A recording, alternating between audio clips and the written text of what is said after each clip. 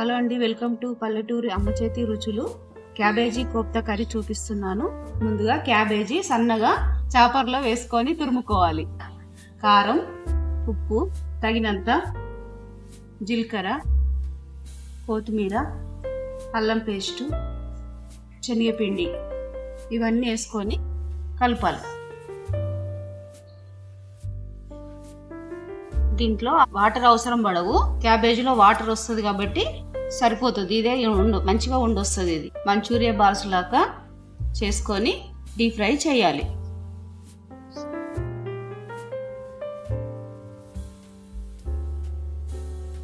ఈ బాల్స్ను ఇట్లా deep fry చేసుకోవాలి.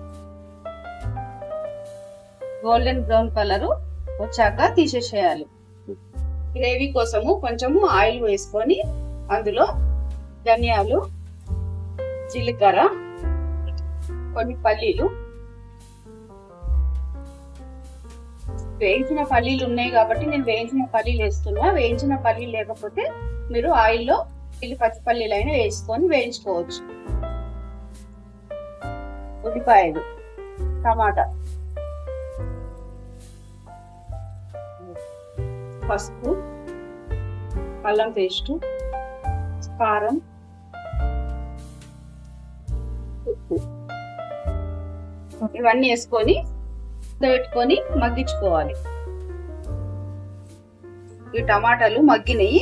ఈ చల్లారిన తర్వాత గ్రైండ్ చేసుకుందాం.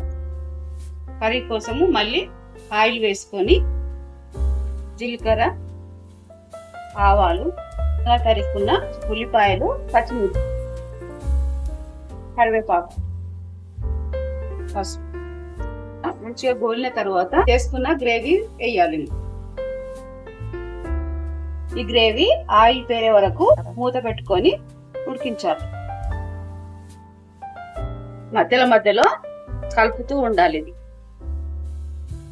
ఇలా దగ్గరికి రావాలి. డీప్ ఫ్రై చేసుకున్న బాల్స్ ఇందులో వేసుకోవాలి. ఇది మంచిగా ఉడికినాక మసాలా వేసుకుందాం.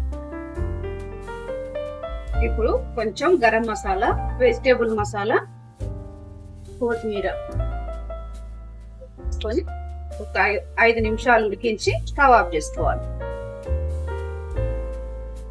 ఇంతే, క్యాబేజీ కోఫ్తా కర్రీ రెడీ.